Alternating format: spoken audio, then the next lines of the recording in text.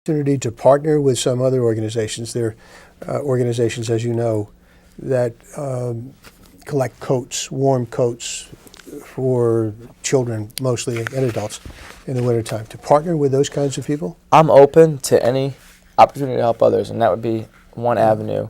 Another avenue, and we discussed off the air, and is we created our shirts. Can we show the shirt? Is that okay? Oh, the shirts, Yeah. of course. Is this a money raiser? This is something we raised. We did this for all our volunteers, so people would know, get an idea of who we are. And you show the back of it. Show the back of it. It has our logo on it, and Fiorenza's Food for Friends, F4, the name of our program. And what we're going to do in the future is we're working on branding shorts, T-shirts, sweatpants, hats, and putting them on our website. So if anyone wants to get involved, help out the cause, they could buy the merchandise, and then $1 or $2 will go in proceeds for the nonprofit.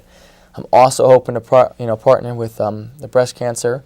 So anything pink, they'll get a portion of, and AIDS, so red, they can get a portion of it, and those wristbands, Live Strong, give for cancer. So I think there's lots of opportunities. That's one avenue I'm thinking. Yes. I wasn't thinking of the coats, but I'm open to that as well. If other people have suggestions and they want to get involved, the main goal here is to help others, and that's what we're truly in the business of serving others. So that's an excellent way to do it. We'll do it. It was conceived and continues to be operated as non-sectarian. You're not tied in with any religious group, any faith-based group of any kind. And that's not to say that I don't have faith, because I do. I have tremendous faith. People say, was this your mission? I say, no, this was God's mission.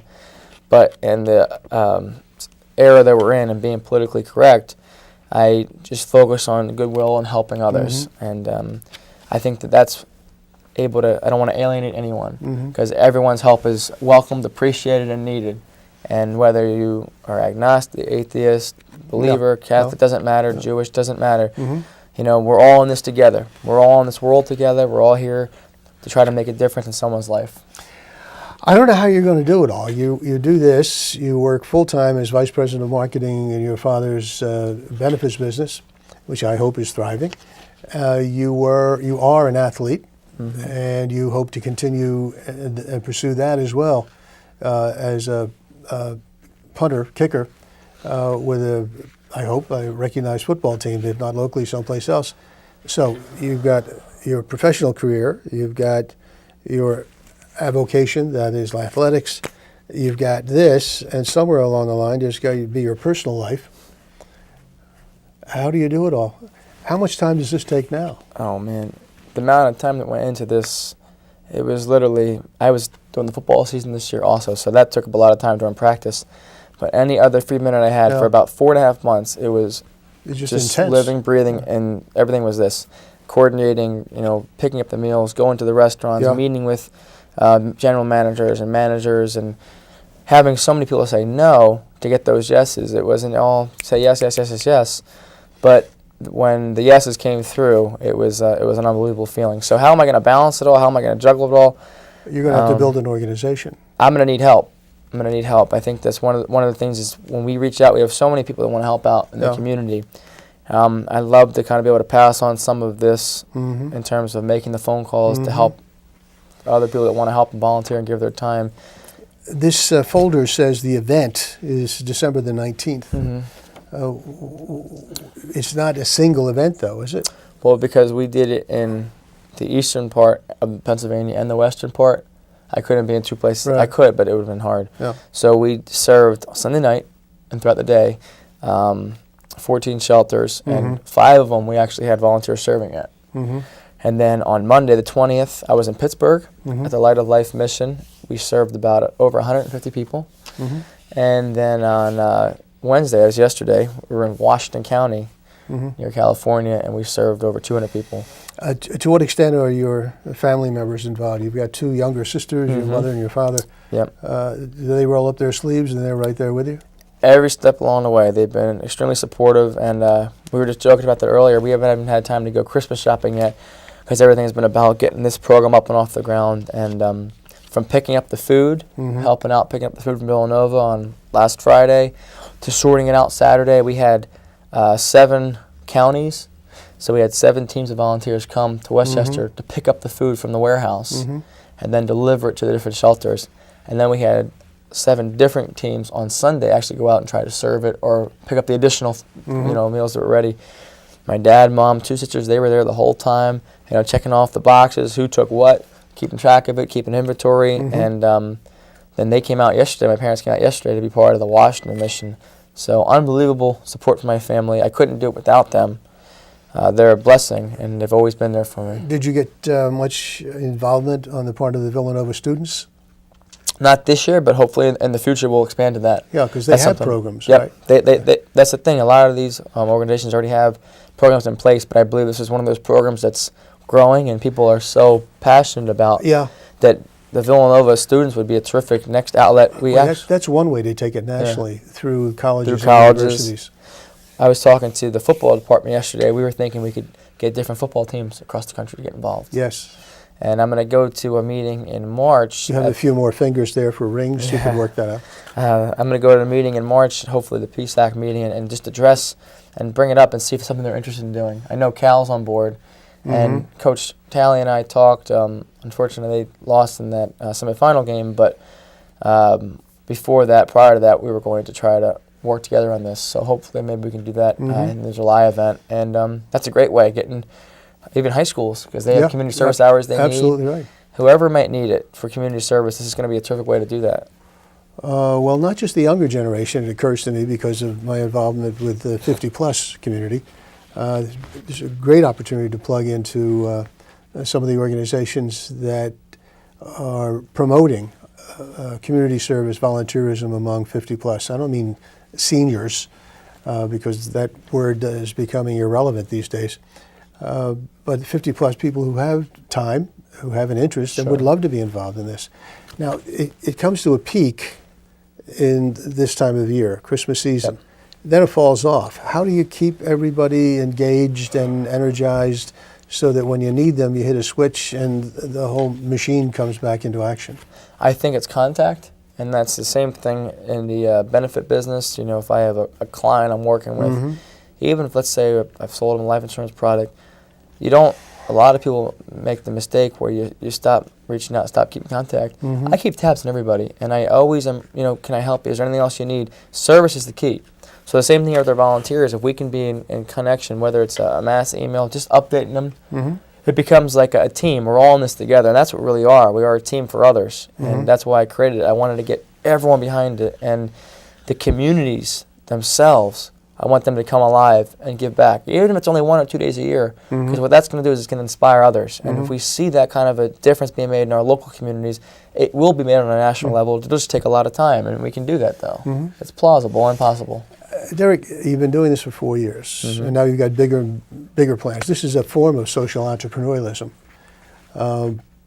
What have you learned along the way that helps you in your business and has changed your life in terms of your own personal goals and value system?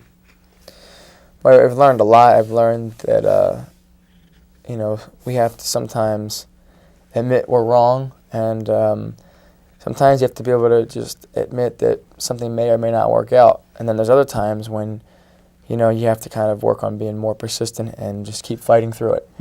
And that's probably been the biggest adjustment for me. Is I've always been, whatever I set my mind to, I'm going to go get. And something like this, you need to have gentle gloves, so to speak. You can't always be as aggressive. When it's pursuing a dream, whether it's playing football, that works. Or trying to get your academics completed, that works.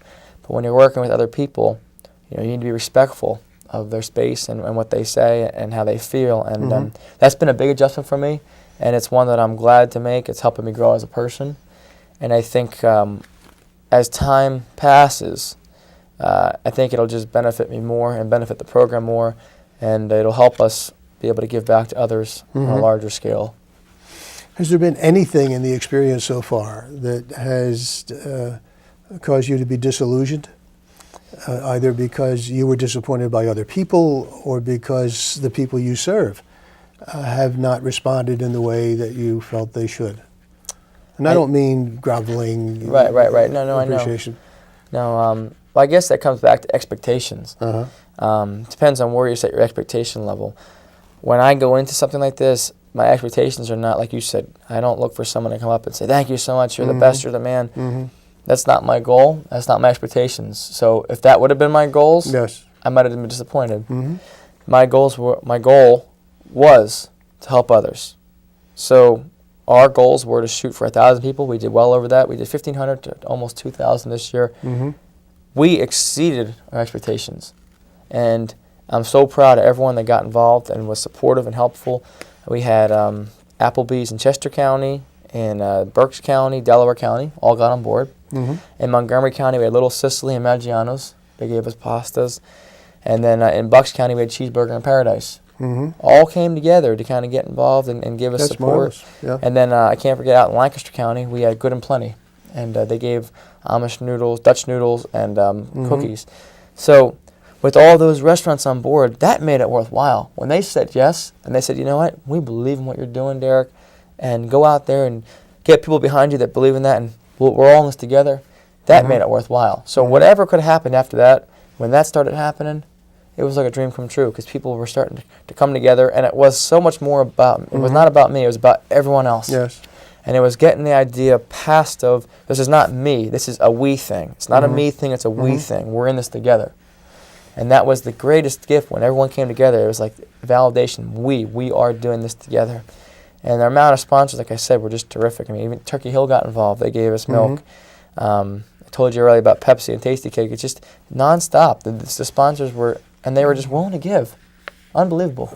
Put your business hat back on. Your master's degree in business. This is a venture. It's an early stage venture. What are the three things you need to take it to the next level?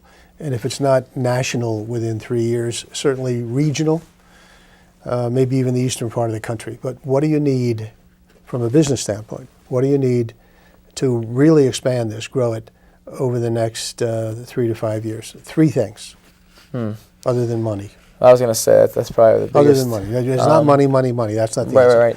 Well, on a large scale, any business or nonprofit has a building, so infrastructure at some point would be helpful. What does that mean? Well, I mean, you mean a physical space?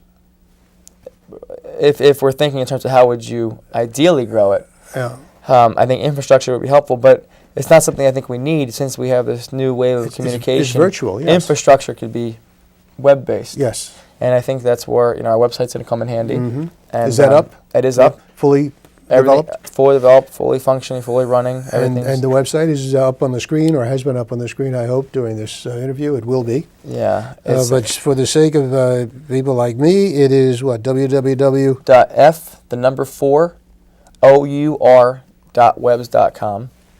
So obviously, as we continue to grow that, we can also spread it through other forms of media, YouTube and Facebook, Twitter, LinkedIn. I think those will all be avenues that will help us.